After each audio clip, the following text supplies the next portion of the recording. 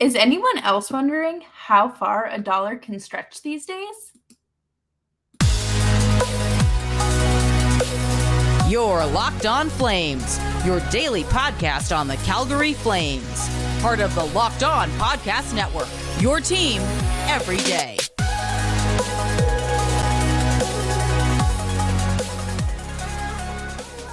Well, hello everyone, and welcome to today's episode of Locked On Flames. As always, I am your host, Jess Belmosto, and I'm so excited to be here with you today. And today's episode is brought to you by eBay Motors. A championship team is about each player being the perfect fit. Same with your vehicle. So for parts that fit, head to eBay Motors and look for the green check. Stay in the game with eBay Guaranteed Fit. ebaymotors.com. Let's ride. eBay Guaranteed Fit, only available to U.S. customers. Eligible items only. Exclusions apply. Well, how is everyone on free agency eve? Right now, we are like 18 hours away from free agency when I'm recording this. And is anyone else a little underwhelmed? I feel like a lot of teams are strapped for cap space, and we're going to talk about, qualifying offers and the Flames' priorities and my rankings and stinkings of this UFA class. But before we dive into that, make sure you are subscribed to Locked On Flames wherever you get your podcasts, and of course on YouTube. Love to hear from you in the comments. 5-star review, a nice little rating review combo would be great. Does wonders. So today the Flames extended their qualifying offers to 3 RFAs in the organization: Ben Jones, Emilian Pettersson, and Martin Pospisil. If you don't know what a qualifying offer is, or like what it kind of does, basically, I had someone explain this to me like I was 5 years old, because let me just translate this to you, right? So teams can extend a qualifying offer to restricted free agents. They can accept or decline it. Accepting it increases their salary by a certain percentage. It depends on what their salary is at the the prior season, the season that just ended. So it's all about, do you want to take that? Or you can decline it and maybe go to arbitration if you have arbitration rights, or you can negotiate for a higher salary, or you can do what William Nylander did a few years ago and hold out until the December 1st deadline and get your bag. I mean, this is obviously exciting. It's just part of summer. You roll through the buyout window and the first buyout window, and then qualifying offers and arbitration, free agency. It all just kind of goes. It just happens. But I will say that the Flames obviously did not buy anyone out by today's 5 p.m. Eastern Standard Time deadline. So that's good. I don't think any of us were expecting that. I had seen people flirting with the idea of buying out Markstrom, but that's just silly. Very silly. If they didn't buy out Lucic, they were not buying out Markstrom. But anyways, I digress. So let's get back to talking about the young guns. Ben Jones had a 54-point season in 71 games. That is that's solid. The Flames obviously need they need goal scoring. They need that offensive production. And, you want someone. He's big. I think he's like 6'2", 6'3", drafted by the Vegas Golden Knights, and now he's with the Flames. So, it's exciting. You just get to see these guys develop, and you want the team to get younger. Here we are. This is what you do. And of course, Emilio Pettersson. I wish it was Elias Pettersson. Had 44 points in 61 games.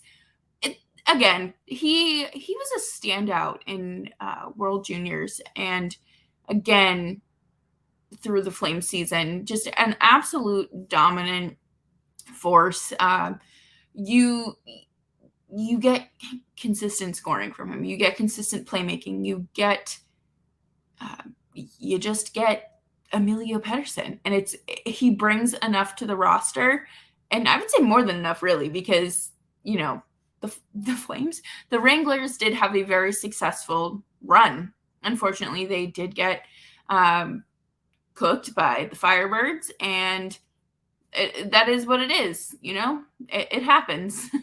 And Martin Pospisil had an unfortunate season, actually, because when he got injured at camp, hoping to make the Flames roster, and then unfortunately missed time, and then he missed more time with an undisclosed injury. So at first it was a lower body injury, and then it was an undisclosed injury. I looked top to bottom to see what was cooking, but I didn't see anything unless it was right in front of my face. I was looking so hard I didn't see it, kind of like we do with the ketchup bottle in the fridge. But he had 20 points in 10 games, so I mean that's 2 points in a game, right?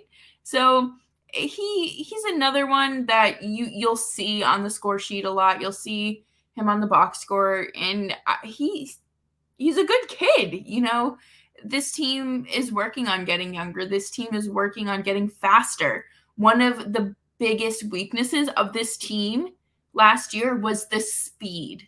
And it reminded me so much of the first year I started covering this team, the bubble playoff season. And I cannot express how excited I am to be moving away from that.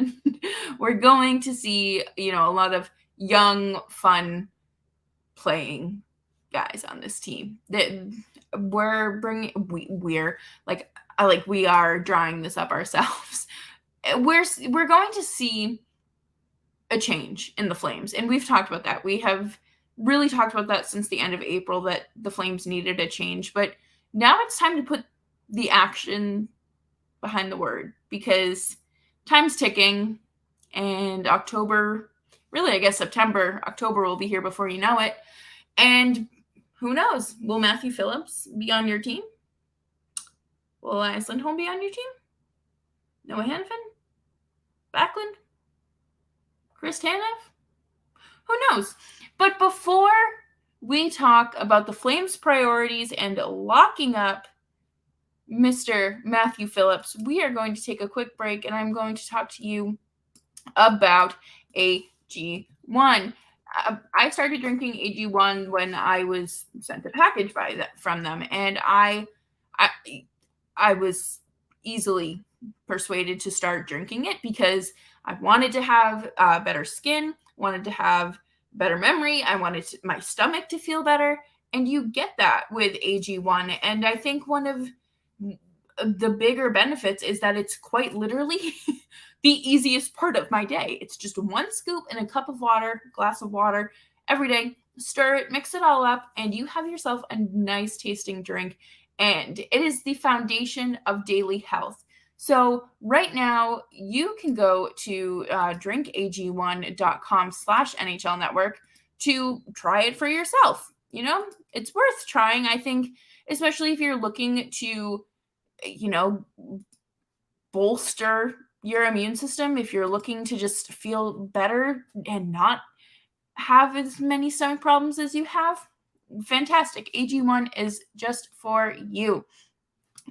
So it's a micro habit that delivers macro benefits and helps just about everybody take care of their health every day. If a comprehensive solution is what you need from your supplement routine, then try AG1 and get a free 1-year supply of vitamin D and 5 free AG1 travel packs with your first purchase. Go to drinkag1.com/NHL Network. Again, that is drinkag1.com/NHL Network. Check it out. And thank you, everyone, for sticking around and hanging out with me. I appreciate it. We're rolling into free agency tomorrow. It's actually on July 1st for the first time in a couple of years. So it snuck up on me. I'm not going to lie. I was like, we still have like 2 more weeks. No, it's tomorrow. But one of the biggest things here for the Flames is retaining Matthew Phillips and signing him, because he is a UFA. And it's been reported that he's going to test the market. I mean, he's the AHL in scoring in like back-to-back years. Why would you be dumb enough to let him walk away? You want a younger team, you want a faster team, and you want a team that can score. Matthew Phillips is part of that solution.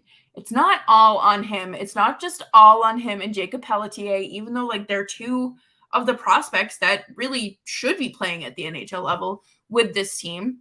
These are the key pieces you need in order to get the success and results you're looking for. It's not going out and overspending in free agency to bring in some guy with some intangibles and, oh, well, I know his dad, or, we played hockey together, so I'm going to bring him in. No, like it's stupid. It's not a really effective way to navigate free agency. The Calgary Flames only have $2.5 million heading into free agency. How far can you make that stretch? Not very. I think that, you're waiting to open up the cap a little bit when you start moving pieces, and those pieces have yet to be moved. And I think a lot of us expected Noah Hanifin to be moved at the draft, or maybe Backlund. That would have been some shady dealings if they traded Backlund right after the NHL awards, and he just like won the King Clancy. But this is a business. Not everything is like that. But Matthew Phillips is someone that you can afford right now. It's not like you have $13. You have $25.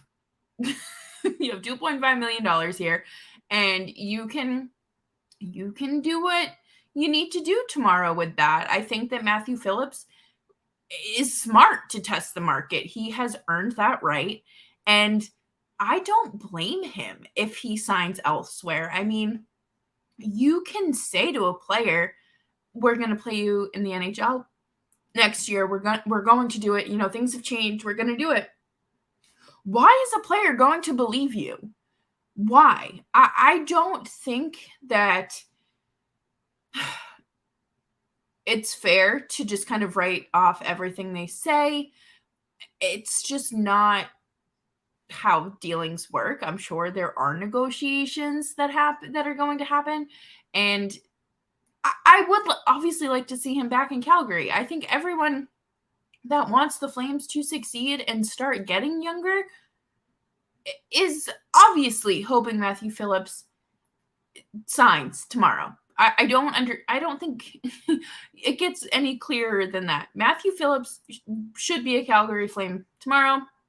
I have heard rumblings that it will eventually, come down to the Flames and he's staying. But again, we quite literally didn't know Gaudreau was leaving until like 11 o'clock the night before. So we don't need to relive that. Thank God, because I don't think any of us have the energy or capacity to deal with another summer like last summer. This year is different. The Flames stunk last year, and we knew pieces were going to be moving this year. Last year, we thought everything was peachy keen, and no one was going to leave. Well, Matthew Phillips, if you would like to stay in Calgary, I know a perfect podcast for you to come on. But coming up next, we are going to talk about, so while the Flames don't have any cap space to get players tomorrow, it's not like they have even like $10 million or even $8 million. I feel like a few seasons ago they had $8 million and they made it work. They have 2.5 until they start making moves. You can absolutely offer your qualified, like the players you extend your qualifying offers to, they accept them. That's decent money right there. And Matthew Phillips, you might be close to maxed out, but that's when you do all the trading. That is when, you start to actually see some, I don't know, something. You're not what you're seeing right now, which is nothing. So again, I think the Flames and truly every team in the NHL almost has to get creative this summer, even if they have cap space. Players are wanting to sign longer term deals. Tyler Bertuzzi is reportedly wanting 5 years, and the Bruins only want to give him 4. Dmitry Orlov is supposedly looking at 7 or 8. Tyler Toffoli was looking for 7 or 8. So it's going to be interesting to kind of see how this plays out, because I feel like the players really should have something on their side, but this isn't an attractive UFA class. It's just not. There's a lot of older players or players that just don't move the needle and aren't worth the overpay, the July 1st overpay. Everyone that signs on July 1st is overpaid like they get overpaid in some way, shape, or form, okay? We know this isn't new. It is something that general managers have to do in order to get their guy. So coming up next, we are going to rank or just talk about this upcoming UFA class, because this could not be any more boring. Really, not boring, but just underwhelming. Thank you, everyone, for hanging out with me on today's episode of Locked On Flames as we cruise into free agency. Make sure you are subscribed to Locked On Flames wherever you're getting your podcasts, and of course on YouTube. There may be an episode tomorrow on Saturday if the Flames do something. If not, there will definitely be an episode on Monday. So stick around.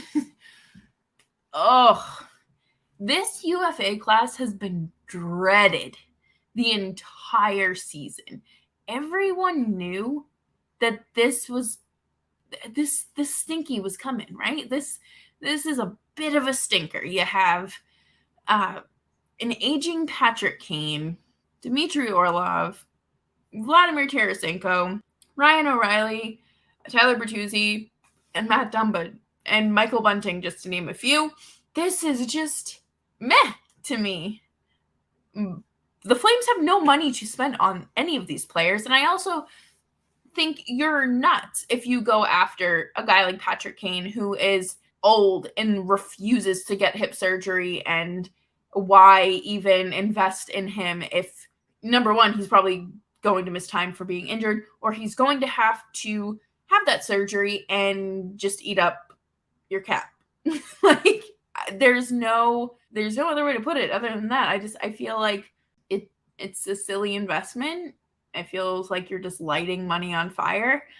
I am intrigued, of course, by Vladimir Tarasenko and Ryan O'Reilly. I think that Vlad had an excellent time last season with the Rangers after the deadline, and I don't think these contract projections are necessarily anything I would sink my money into, but none of this is real. I'm not running a front office. I don't have $2.5 million in cap space. Murray Edwards does. But I shouldn't say that tomorrow's going to be boring, because I feel like free agency is always fun. There's always someone that gets overpaid or goes to a team where you're like, what on earth are you going to do there? Why are you going to die there? And I feel like that's going to be the Dmitry Orlov situation. I feel like he is going to find himself a nice cushy contract with a team that is not necessarily in a competitive state, just because they can afford to give him these things. And so what? If that's what players want to do, that's what they want to do. I don't know. I feel like this whole UFA class is just so boring. You have Michael Bunting. I remember at the start of the season, Michael Bunting was number 1 on these, UFA rankings.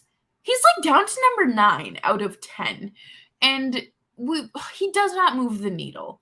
And it's not just because of his suspension in the playoffs. That was this year, right? That happened like 2 months ago. But I feel like in general, he doesn't do anything. He doesn't do anything for me. You're going to overpay for him. It's been made very clear that teams will overpay for him. And then Matt Dumba is also hitting the free agents, is hitting the market tomorrow. None of these players, except really Tyler Bertuzzi, and Ryan O'Reilly. Like I would give them a shot. I would, see what they're feeling. But at the end of the day, I don't know if it's worth the risk when the Flames are quite literally doing the opposite of signing these older guys. They want to get younger. Why not invest your money in those guys? You're going to have to get creative again with the cap space. What works out eventually for them is probably having a majority of their roster made up, or at least a good portion. I shouldn't say majority. A good portion of their roster made up by AHL players. So naturally their contracts are less, so they can kind of tinker with that a little bit. And I think it will be fine. I just don't think the Flames necessarily need to be in pursuit for any of these big names, because no one is going to sign in Calgary for the cap space that they have. None of those names. And it is what it is. That's just the name of the game. This was supposed to be the summer where the Lucic contract was coming off the books. It was dumped right into Huberdeau's pocket. So in a few years, we're going to be saying, hey, Huberdeau's contract's coming off the books, and then they're going to dump it into someone else. So it's just a never-ending cycle of things like that, and you just have to deal with it. You might get one summer where you have a good amount of money and can do something, but then you find yourself in the same situation if you aren't smart about it. So be smart about it. Enjoy your weekends. I don't know what Canadians are doing 4th of July weekend, but I hope you're having fun. And remember to stay safe, avoid unhealthy air quality, go inside, watch some Locked On Flames on YouTube, and just enjoy yourselves. So I will be here tomorrow if something big happens, or I'll be back on Monday. So subscribe to Locked On Flames wherever you're getting your podcasts, and of course on YouTube. And I will catch you on the flip side.